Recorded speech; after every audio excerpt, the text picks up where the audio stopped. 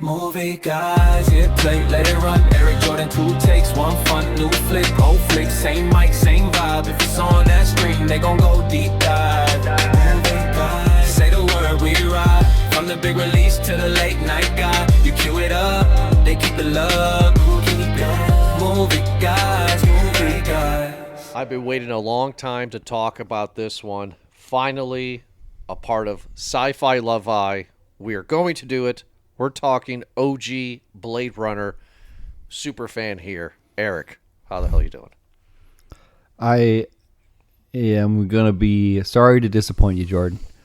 If that is something where you were trying to convince me for, I gave it a try. I really did. This one and the other one. I gave it my best. I have a lot of things to say about it. Respectfully, I can appreciate the movie for what it is, but there are a lot of things that I have complaints about. I'm not going to be one of those people that goes in and saying, I hate it and this, and just being like a garbage person and dumping all over the movie, as much as I can just say, hey, it's not for me. Yeah, this is the hardest sci-fi I think we're going to talk about in our Sci-Fi Love. I think this is more hard sci-fi than Contact. I don't know if you agree with that, but this is not your dad's sci-fi movie. No, it certainly is not. And this movie, like many of his works, feel like a Philip K. Dick story. I don't know how else to describe it, but Philip K. Dick definitely has a way about it. A lot of it seems to be more future-oriented, and a lot of it seems to be in a big what-if scenario. A lot of it is androids. A lot of it is just this alternate kind of reality where something else has taken over human life, and Philip K. Dick incorporates dreams a lot into a lot of his stories. And, of course, he has his other odd stories like Man in the High Castle. Right. But for the most part, a lot of his other ones are like this, or like Total Recall, or like Scanner Darkly, right? Or Minority Report. That'll be a big one. He did Next. He did Paycheck. A lot of movies. Paycheck. Yeah. So there's Adjustment Bureau. Mm-hmm. Yeah. So there is a few, and he has plenty of books, plenty of sources. I think they even tried a TV show at one point, right? Yes. Electric Dreams was the TV show. Lasted a season, 10 episodes, just kind of short stories into short episodes. So, well, my introduction to Blade Runner was a complete mistake, and it was made by my father. Shocker. So I'm going to give you a little bit of a backstory, and this is nostalgic maybe for you, and people that are listening, maybe. It is the year 2000. My birthday's in January. So it's the year 2000, and for my birthday, I have this big box, right? And then I have these small little boxes. I have 2 small little boxes and a big box. And I open up the big box first. I'm 13 years old, and it is a DVD player. oh, big doings in the year 2000. I was excited. I was ecstatic, and I have shared in this podcast numerous times how I didn't understand how a DVD player worked, right? I've already shared that joke. But the 2 DVDs that I got was Terminator 2 and The Patriot. And okay. And I watched those movies all the time. Terminator 2 I watched more than The Patriot. That was more my bag back then. And they had all these bonus features. It took me a while to figure out what bonus features were. I mean, this was new technology at the time, right? No, I get it, man. I think it was new. For me, it was when DVDs first came out, it was The Matrix and Gone in 60 Seconds. There you go, Gone in 60 Seconds. That was a big one. So, fast forward to a year later, 2001. I'm now a freshman in high school. I'm 14 years old, and I love The Simpsons.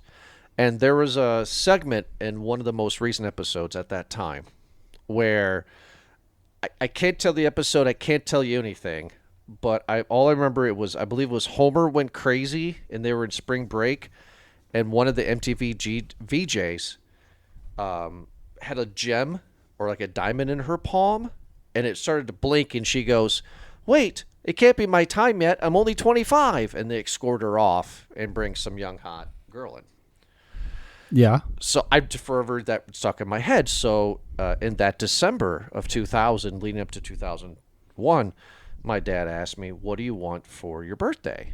And I said, "What is that movie where they have a jewel in their hand?" Because I was hearing stuff about it. Because at this time, I Love the 80s was coming out in VH1, and I was like, it's called something, Dad. I don't know what it's called. And Dad goes, "I know exactly what you're talking about. That'll be your birthday present." So for my birthday at 14 years old in 2001, I got Blade Runner Director's Cut. This is a true story. Wait, okay, you had me going there because what you described to me, I thought you were talking about Logan's Run. Correct. That's exactly what I was talking about. I didn't know the movie, but just like pop culture stuff was going around at that time for me, right? And like the jewel in the hand and Logan's Run. I didn't know it was called Logan's Run, or maybe I heard it was called Logan's Run, but whatever. Dad gave me a DVD director's cut of Blade Runner, and he was like, "That's the movie that you were asking me about." I was like, "Great." So I'm 14 years old. Everybody goes home. I'm in my bedroom, turned on Blade Runner. I think I fell asleep 2 or 3 times, maybe 4. And yeah, sounds about right. And by the end of the movie, I was like, "Well, where's the damn jewel in the hand?" Flash forward a few years after that, I find out the movie's called Logan's Run, and I have this in my possession, a cult classic hit. And I'm sorry the story's gone a little long, but then I discovered and realized that this is Ridley Scott's follow-up to Alien, and that's my franchise, and you know that. And I start to go to college and film school, and I start to realize, there's a lot to this movie that I did not understand. So I saw this for the first time in 2001 when I was 14, and ever since college when I was 18, I've been a Blade Runner fan. I've wrote college papers from this movie. This is it for me. This is huge. This is alien territory. Sure. I feel that the movie's aesthetics are what shine more than the story of it. And I'm not trying to down Ridley Scott. I'm not trying to down Philip K. Dick on this. But it really does, after rewatching it, and I'm sure you agree, I'm sure that's what the intent is completely, that this movie is a detective noir first. And it just seems to be set in the future sci-fi world of where we're at here in... What year is it supposed to be? 2019. If you talked to 20-year-old Jordan, I would bite your head off. Pushing 40-year-old Jordan and seeing this movie hundreds of times, I agree with you. This story sucks. There's not a story in this movie. This movie has no story. There are scenes in this movie that make absolutely no sense. But sure. But what makes the movie so iconic, in my opinion, is Ridley Scott's visuals. This movie is breathtaking. I would argue the godfather of cyberpunk. I mean, this thing is visually great. Every time I watch this movie, Eric, I never watch it for the story, because the story doesn't make any sense. But the visuals are just great. This world is amazing. So that's where I'm coming from. I'll agree with you 100% on that. It's a unique take on the world. I like this take, especially in Blade Runner 2049 as well, too. Like just these mega monolith structures, just dominate a city that is just all industrial, right? Just rows and rows and rows of just lights and metal and steam and just, yeah, it's a cool cyberpunk type of world, just like you had said. It's not even just the kind of the future tech that you see, because it's really not a whole lot. There are glimpses of your future tech, right? But it's more just like the overpopulation of just everyone living in this mess of I guess over too much technology, right? It seems like they're just kind of getting by, in that there's a lot of struggling classes there. There's an underbelly of this dystopia, or what would be utopia, but now this dystopian kind of world that has been built, and it's tragic, man. Like, there's still crime. We don't get to see much of a drug trade in this, but we kind of get to see that in other Philip K. Dick stories. And that's to be expected from a drug addict himself, I believe. So I want to talk about the different versions of this movie, but before I do, since you brought up the different classes, different kind of people, me being an Uber fan, Edward James Olmos is in this movie as another Blade Runner, right, opposite of Harrison Ford. Did you find his dialect and the way he looked kind of strange? Sure, but believable. So I don't know if you know this, but on the actual director's cut, which is called the final cut, there's a 3-hour documentary called Dark Days, and they interviewed Edward James Olmos, and his character was completely created by himself. He thought, the actor thought, that because of the world that he is in, that he would be multi-ethnic. So when he speaks, it's called city speak. It is his own language that he created. It's a mixture of English, Ethiopian, Mandarin, and I think it was something else, and it was all kind of a mix together. And then he wanted to have blue eyes because himself as an actor is a Latin actor, which typically they don't have blue eyes. But he wanted to have blue eyes to show that the races have all mixed. In this. Love it. That's great. A great detail. And yeah, I do like that there's this, what do you say, multi-speak? Like a gutter speak almost. City speak is what he called speak. it. Yeah. Yeah, that it's just a common thing that everybody is just there for. I like that this movie doesn't explain it for you, that it just throws you into the deep end and says, hey, this is what we're doing. Catch up. If you follow along, cool. If you don't, then maybe rewatch it and try again. What version did you see? There were 3 different versions. Do you know? The origami. That's not telling me anything. You mean the origami at the You're end? talking about the ending? Well, no. So there is the theatrical cut, there's the director's cut, and then there's the final cut, and all 3 are different. Oh, geez. Well, I don't know, man. Whatever one I put on the Plex. Oh, I didn't watch it on Plex. I have it on Apple. Okay, so I don't know enough about the different cuts okay to know which one that I have. So this is a sci-fi love line. We don't need to go scene by scene like we usually do, right? So the different cuts is you have the theatrical cut, where at the end of the movie you get Harrison Ford doing a voiceover. Okay. The director's cut is not actually a director's cut. The director's cut was the studio just putting in more scenes and cleaned it up a bit. The final cut is when Ridley Scott had full control. The hues, you know how like Blade Runner kind of has like that brown, like that red, kind of like that orange kind of colored palette to it. Yeah. The final cut's kind of like a blue steel, kind of like a kind of like a Dark Knight kind of color palette. Okay, so it changes its its color a bit in the end. Is that what you're saying? Changes his color throughout the movie, and the end of the movie is in the middle of the movie we see Rick Deckard dreaming about a unicorn in the final cut, and at the end of the movie you see Edward James Olmos leaving an origami unicorn. Yeah, so I got the final cut then. That one. Okay. I don't like Ridley Scott's vision on this. Ridley Scott has said in interviews, you can see him on YouTube, that is telling the audience that Rick Deckard is a replicant. Yeah.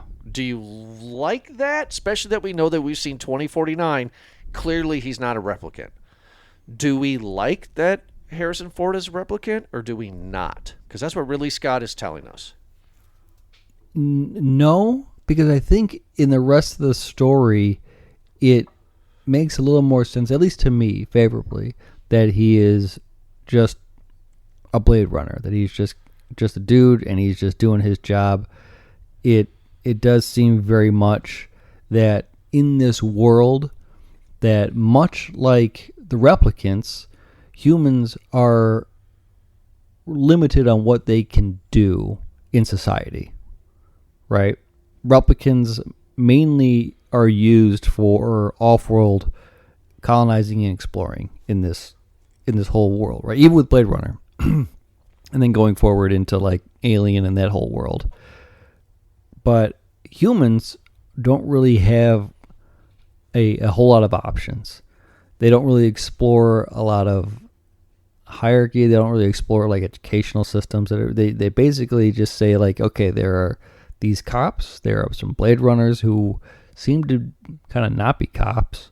They're like law enforcement, but they are their own, I guess, division. And then you have other people doing very niche things other than that. And whether it be a strip club, I guess, where we got to see that, or pleasure units for a lot of the replicants as well, too. Or some guy making eyes. So what's interesting is that in the book, Do Android Dream of Electric Sheep, the word replicants are never mentioned. They're called Andes or androids. And Blade Runners are not called Blade Runners. They're called bounty hunters. Blade Runner is because Warner Brother actually owned a script. I kind of like this idea of a movie. It just never was made. But Blade Runner was another future sci-fi film where guys would transfer surgical products illegally in the black market. Okay. And the script, I guess, just wasn't good, and Warner Brothers owned the rights to it, and they're like, hey, that would be a great idea for the name of this movie. So that's why this is called Blade Runner. That's the only reason.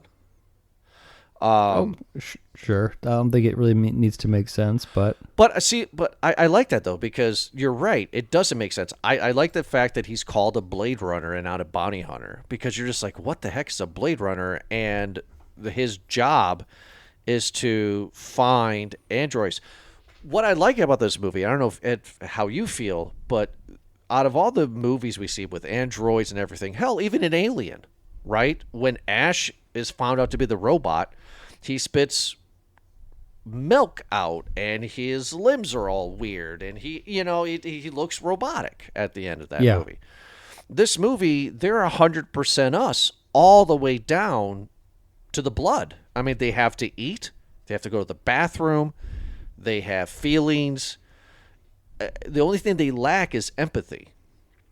So, well, it said that they didn't start. They weren't built with feelings, but then they started to, I guess, have that. They started after a while being around humans long enough. They just kind of adapted it, right? So, I can't imagine being a Blade Runner. I mean, that's hard to do. What are you going to do? Like, just go to every person that you walk by and be like, hey, take this test. Let me see if you have empathy or not. I like that idea. Harrison Ford at this point in his career, I'm shocked he did this movie. This movie came out in 1982, right after Empire, right after Raiders of the Lost Ark. This guy was Jesus at this point. And for him to do this movie is crazy. He had a 20-year falling out with Ridley Scott because of this movie. Really? So Ridley Scott said since day one when they made the movie that Rick Deckard was a replicant. That was his vision. And Harrison Ford's take, I'm curious what your opinion is. Harrison Ford's opinion was, I don't like the fact that he's a replicant simply because when he meets with Roy at the end and he has that big speech about tears in the rain, it's supposed to be a human understanding and sympathizing for a robot. It's not supposed to be a robot sympathizing with a robot. I don't like that idea. And Ridley Scott's like, I'm Ridley Scott. I mean, no, I agree very much with Harrison Ford on this. I feel like that was a big part of why he was drawn to Rachael in this movie, where it was someone who is not just a replicant. It's like this new model, and the realization that, oh wow, we're getting closer. It's there. We are at a point where I don't know what the difference is anymore, especially with a replicant who now has memories, who has these implanted memories of what it's like. They can answer all that stuff. And it has hit the next level. And I definitely enjoy that in this movie, where it's him conflicting with, like, what am I doing here? It doesn't feel like I'm retiring these synthetics anymore. It feels like I'm actually killing. Yeah, killing. And Rachael brings up a good point in this movie where, have you ever accidentally killed a human instead, thinking that they were a replicant? And he said no, but that is a hazard of the job. It is something that I have to accept might be something. And it's just like that right there, like, that's a story right there. Yeah, because for this movie, having Harrison Ford be a replicant, I don't like it, but that's exactly the plot of the sequel, right? Ryan Gosling is a replicant. He knows he's a replicant, unlike Deckard. It's just, I don't know. 2049 does a whole different spiel. We've already reviewed that years ago. So, basic of this one, again, story is not anywhere, but you have 6 replicants that are on off-world colonies where they create a mutiny, they escape, 2 die, and 4 are left. And now they are on Earth, and they're trying to live their lives. We find out, too, that replicants, or this model, which is called the Nexus 6, only has a lifespan of 4 years. And they're created by the Tyrell Corporation. And Tyrell Corporation says the reason why we only give them 4-year lifespan is because if they live any longer, then they can develop empathy. Or, for my case, a soul, right? They'll start developing that. The leader is Roy Batty, and he has Leon. And then he has the 2 girls, which I never can get their names right. Zora or whatever. And one of them's a pleasure model. I forget her name, too. And it's Pris. By Daryl Hannah. Pris. And only Roy and Leon are, like, teaming up. The other 2 girls are off living their life, doing their thing. And Roy wants to know what I would argue every human being wants to know. Why am I here, right? He wants to meet his creator. Mm-hmm. That's the whole point of the movie. He wants to know, why did you create me to die?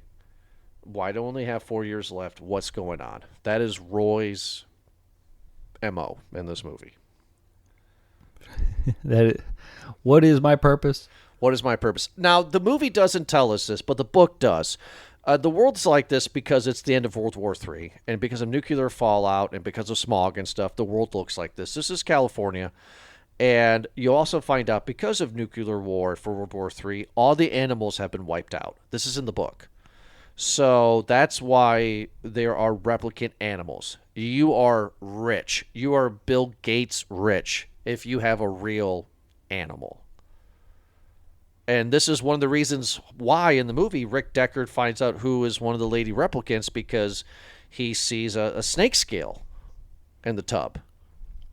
And he goes and he finds the she's not a stripper. Is she burlesque? I don't Sure, she's a pleasure model doing pleasure things in the red light district. Again, another useless information. Did you find it funny at all? Because I did. When he retires her and she's running away, she like gets shot and she runs through like 10 pieces of glass, right? Oh, buddy. First thing I thought of was like, this poor girl. She, how many panes of glass is she running through? What? Yeah. It just to make it seems so unnecessary. To make it fun, the movie was not cut differently, but the theatrical cut, they had a stunt double running through the glass, right? 25 years later, after this movie came out in 1982, and Ridley Scott got the final cut approval, he went back to that actress whose body didn't change at all, and she wore the wig, and they reshot that scene of her running through the glass so it looks authentic. And so you saw the final cut, so what you saw was not a stunt double. It was just 25 years later, Ridley Scott with the camera in an alleyway somewhere saying, run through the glass. And she runs. Amazing. It's just, and here's the good thing, too. Why I like this movie is that I felt bad for her death because he's not retiring a replicant. He's killing somebody. She has blood. She has wounds. Yeah. Not often. Yeah, I think he sees that, too. I could see it in his face where he's just kind of in shock almost, right? He's in shock. The world is so crazy. Like, only the rich, corporate, or police have flying cars. Nobody else does. And when I was bringing up Edward James Olmos, I mean, like, you look at the city. I don't know if they're supposed to be in Chinatown in L.A., but it just looks like all the cultures have mixed. It just really feels that way. There's not one culture. It's just all of them are mixed into one culture. I love this world. I don't know why. Yeah. I like that too because I think it's just like you were, I guess, hinting to is that this is not a ethnical or a world where they're separated by race. It's a class warfare. Right. It's the haves and have-nots. We don't often in this movie, both this one and the other one, see the people in the tower. We don't often see the people who are in the high-rise condos or anything like that. We see the bottom feeders. We see the people in the trenches and what they're doing because their life is there's so many of them. And it seems like it's a ripple effect. One thing happens in the bottom, it ripples through everybody. And I like how it shows, again, how everything's just packed and overcrowded. How Deckard can just whip out a gun in the middle of the street and start shooting. And people are just kind of like, yeah, all right, well, let me get out of the way. Kind of reminds you of Super Mario Brothers in the 90s movie, right? Just this weird dystopian-looking world. One more little piece of fun fact trivia. I'm sure I'm boring you and the audience with it, but this really shows why the story's not good and why it's visually cool. True story. The original script, the original draft, was just Rick Deckard interviewing a replicant. The whole 90-minute movie in a room. Oh boy! And what, they would just kind of go back and use that as the base, and then they would show clips. It was just in a room, and then the studio bought the rights to the script and gave it to Ridley Scott. And Ridley Scott looked at the script and famously said in an interview, he talked about it, and he read the script and said, "Interesting idea, but I want to know what's going on outside the window. What's the world about?" Yeah. And that's the movie that we got. Yeah. So, yeah. Well, yeah. For the most part. Right. So now this is where the story makes no sense, right? So Roy and Leon go to Chinatown, meet this guy who creates eyes, and he's just like, all I do is create eyes, right? And they're trying to figure out who they got to get to Tyrell. Then out of nowhere, do they send? That's a question that the movie never tells me. Does Roy and Leon send Pris to the dude that's aging, that's 25 years old in that dilapidated hotel? Is that what they do? Do they send her there? Because the movie does not tell us.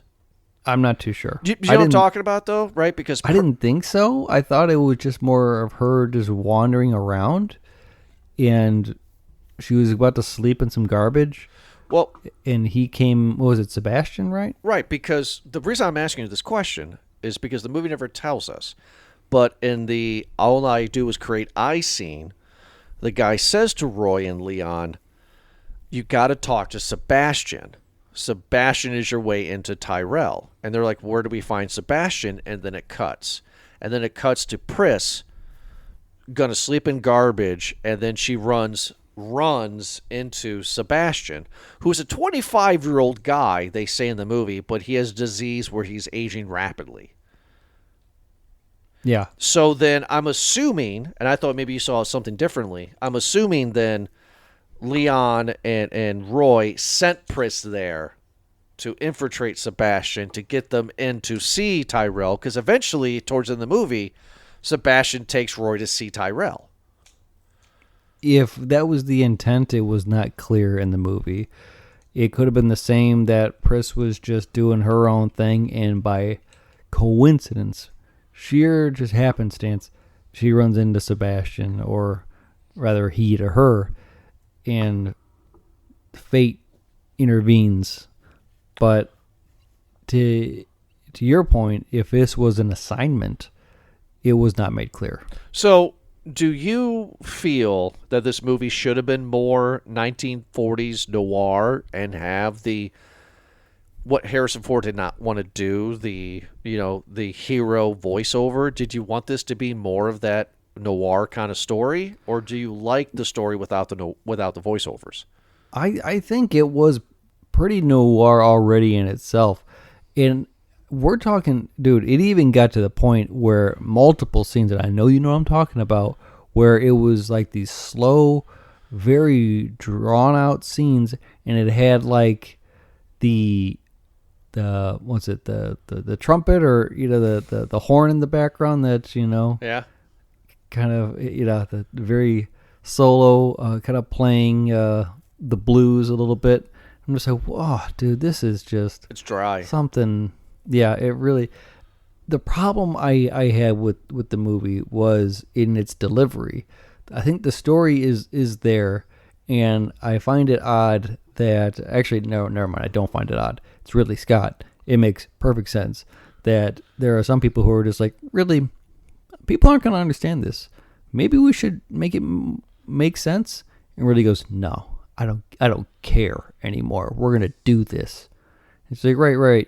It feels like you're making the movie for you. Yes. And not for other people to enjoy. It feels like parts of the story that you're filling in your head, and you're not showing that on screen. He's like, yeah. Yes. Give me the money. I'm going to make it. So that's what I feel like I'm watching. I feel like I'm watching a movie where somebody intentionally left out big parts of the story.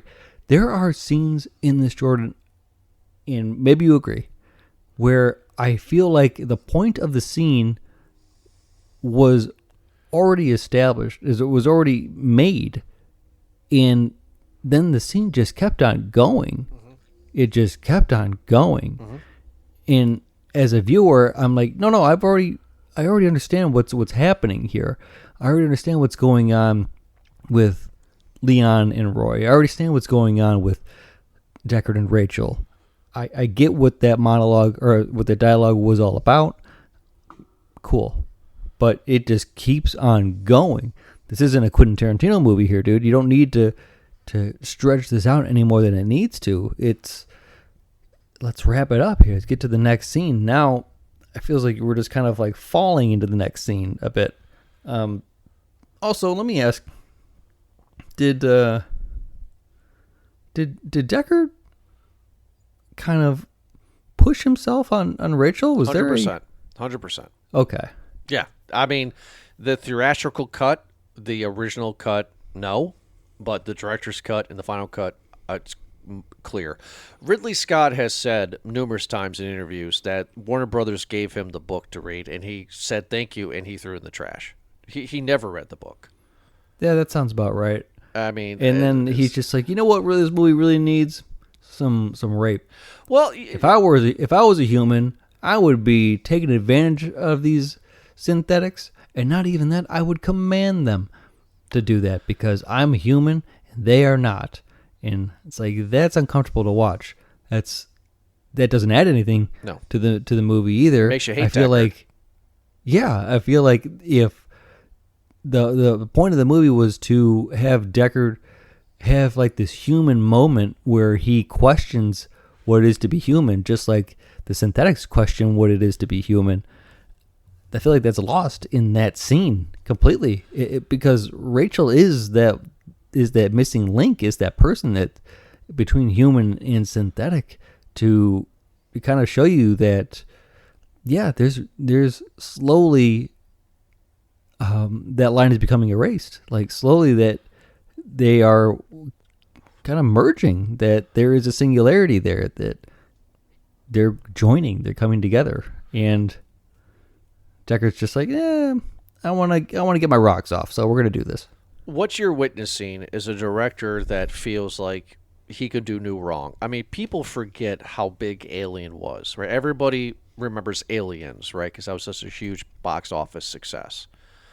But Alien paved the way. I mean, this was his follow-up. This was Ridley Scott's follow-up. And my point is, with your rape scene and everything that you're talking about, is that this is clearly, in my opinion, a director that's just like, oh, I'm sorry, you want to give me notes? I just did Alien. And Yeah, that sounds about right. And I am a visual director. Look at what I just did. Which, you watch Alien to this day, it looks great. The guy knows how to do a visual story. The guy doesn't know how to tell a story. And Yeah, I think that's made clear with Legend, which he had done a few years after this movie with Tom Cruise. fun fact. Okay, I'm sorry. I lied. One more fun fact. You know the unicorns? Keep going with the fun facts, buddy. Okay, It's because I don't want keeping me alive right now. Okay. So, fun fact. The unicorn scenes in the movie, right? Yeah. Ridley Scott told his assistant director and a couple of guys, hey, my next movie is going to be Legend. It's going to be unicorn in it. This is documented. This is true in that 3-hour documentary. He goes to them and he's like, hey, guys, we got to add a unicorn for Legend. I want you to go out with the camera and I want you to film scenes with unicorns that's running. And they're just like, okay, for Legend, not for Blade Runner? And he's like, yeah, not for Blade Runner. What he did was he lied to Warner Brothers and said that the assistant director and his crew was going out to film scenes for Legend with the sole intent to use that for Blade Runner. So the assistant, just like stupid stuff like that. I mean, this is showing. The reason why I'm telling you the story is because this is showing a director that's just drunk on power. I'm totally in the camp of this movie is visually great, but the story and the characters that we're supposed to follow is horrible. You are supposed to like Rick Deckard. You are supposed to understand what he's going through, especially with Tears in the Rain. But you don't. He's such a slimy, unlikable character. And this rape scene that you brought up kind of does that. It doesn't make him a good guy. There are other scenes too, like the scene with on the street when Deckard finds Leon, and just their lines back and forth to each other, Right?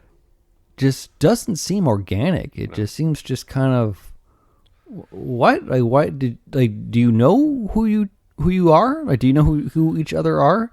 Like, it's that's a horrible sentence the way that it's said. No, I get what you're saying. Do you know who you know? Yeah, I get what you're saying. Yeah. It's you're dealing with Harrison Ford in one hand, that is Empire and Raiders, and is the biggest star at this point.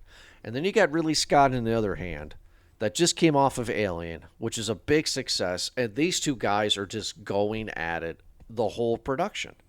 I mean, like, Harrison Ford wants to play this character as a human, and Ridley Scott wants him to be an android. And these deliveries don't make a lot of sense because Harrison Ford's being directed to play it one way, but he wants to play it another way. I mean, you can see that in this movie.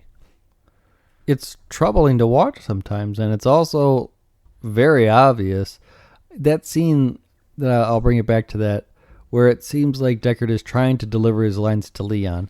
And again, it seems like before they even get to this scene that they know, like that Leon knows that, oh, that's the Blade Runner. And then Deckard's like, oh, hey, that's a synthetic.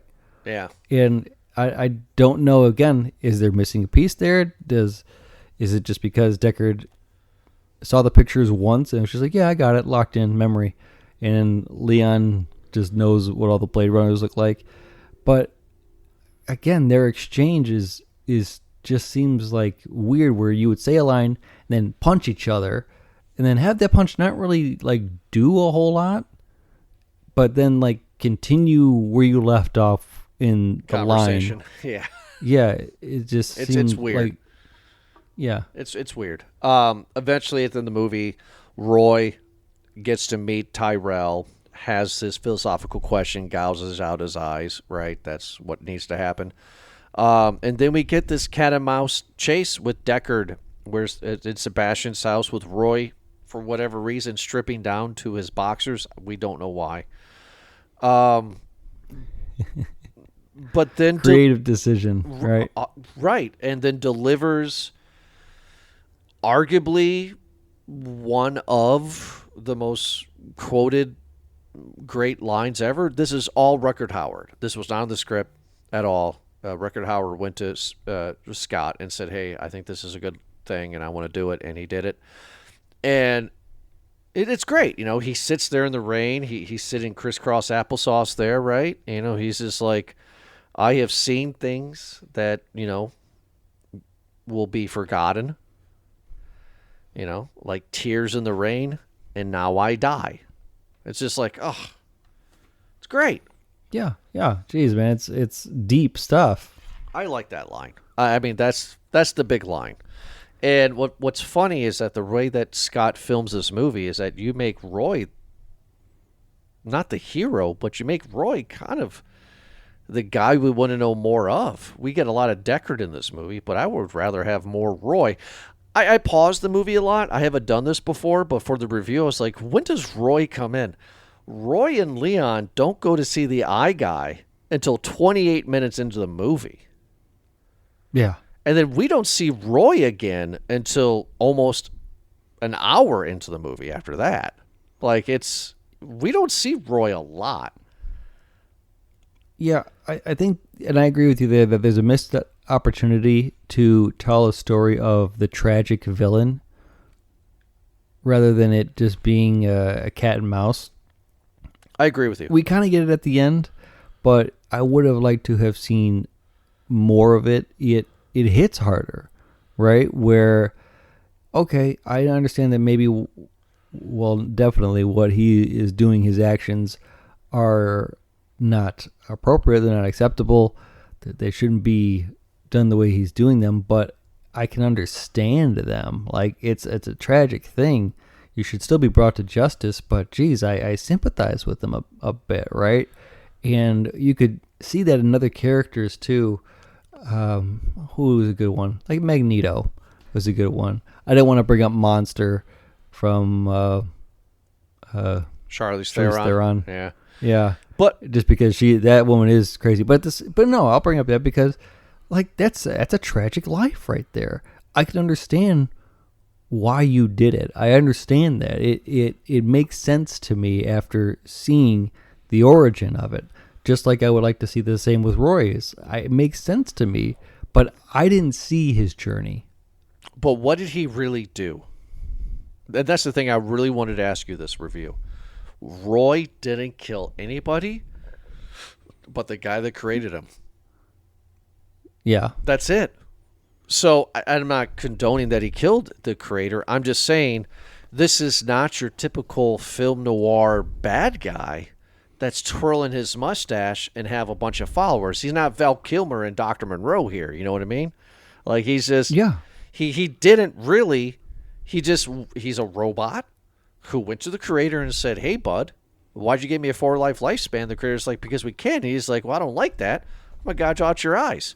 Now, Movie Guys podcast rules, no body, no death. We don't know. You don't die from an eye gouging. It'll be painful. It's the future too, so you could think that Tyrell might have just backups. We don't know if he's dead. So it's like, does Roy even kill anybody in this movie? I know I'm reaching. The movie says the Tyrell's dead. I feel like though in this movie, you're like, again, I would like to see more of this story because you could go either way with it. You really could, because just like you said, what am I seeing? I'm seeing a slave who broke his chains and is on the run, and now you have the marshals going after to retrieve him. That's what it is. The synthetic who was supposed to do his job that was assigned to him said, no, thank you. Me and my friends are getting out of here. We're going to go to Canada. And then you got Harrison Ford or Deckard who's just hired and said, hey, you gotta go hunt him down and bring him back here. So that's a rough comparison. I like it. I like it. That's good. Because really, what did the replicants do? We didn't see any of the replicants that we saw in this movie kill any person. We did not see any replicants in this movie doing anything criminal at all. Right. And that just makes you go, huh. So, all right, popcorn rating time. We all know what I'm giving this one. I mean, it's a large for me because I'm a big fan. If you are not a fan of hardcore sci-fi, I mean, you have to be in a mood. I am a big fan of this movie.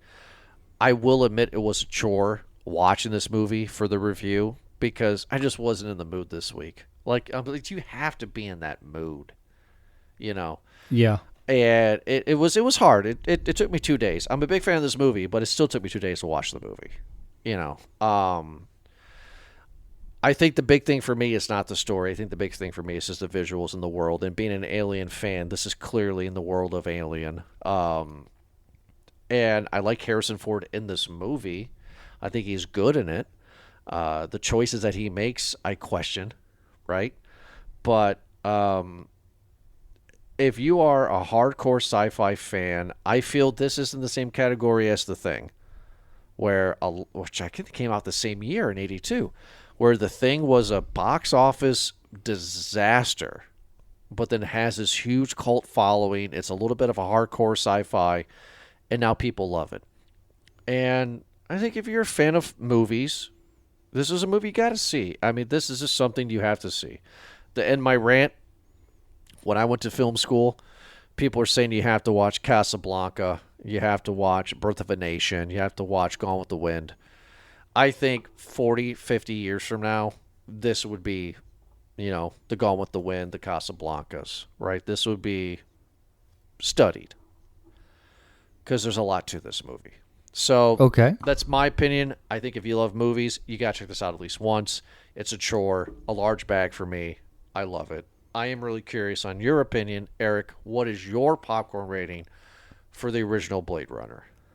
I agree with you that the visuals and the world is amazing. I love it. The reason why I liked Blade Runner 2049 was because of the world that it had built. It's such a cool world. I want to see more of it. I want to see so much more of it.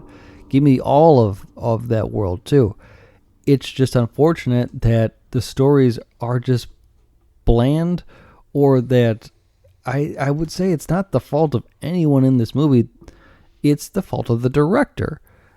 It's not a fault of the story, or it's just how it was executed. Not often do I say that. I usually give praise to the actors for trying to do what they do in a movie, and I blame the story.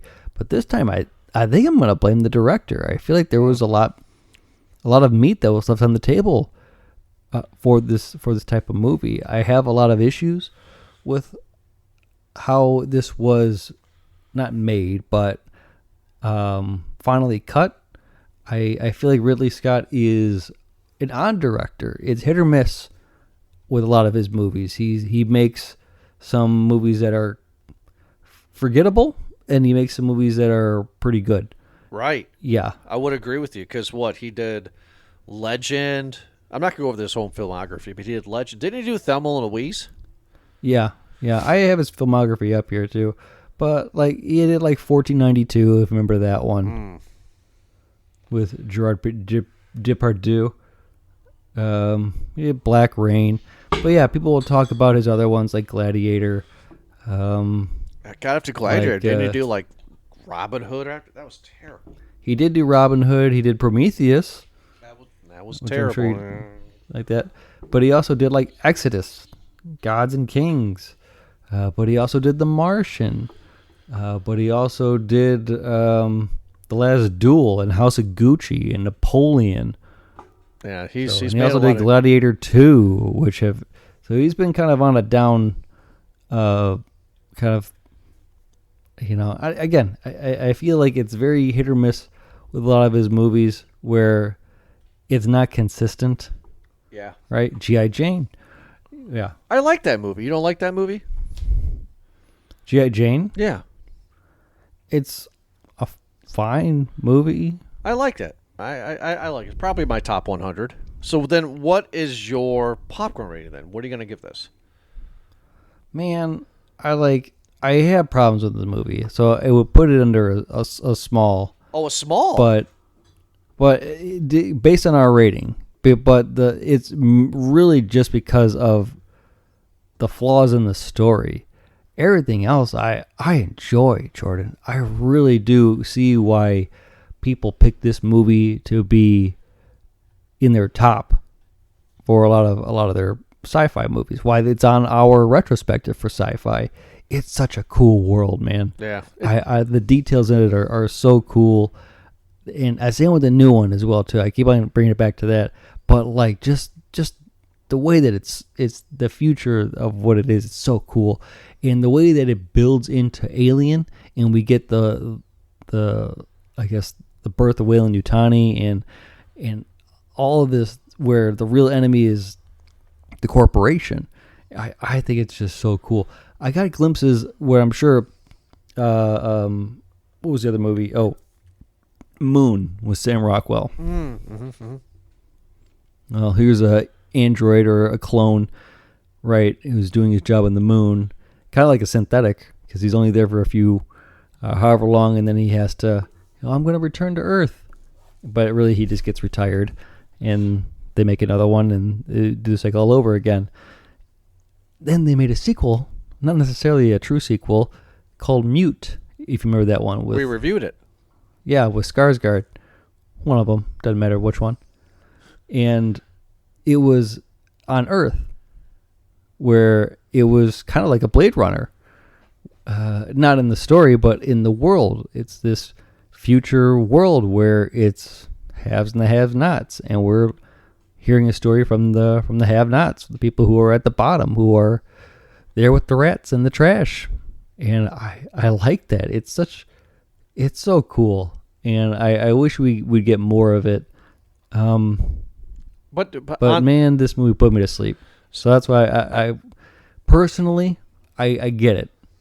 I get it, but it's just not for me. And that's totally fine. I will give it a small respectfully. I'm not going to dog on Right. you or anyone else that loves this movie and puts it in the top. I will completely say that one's on me.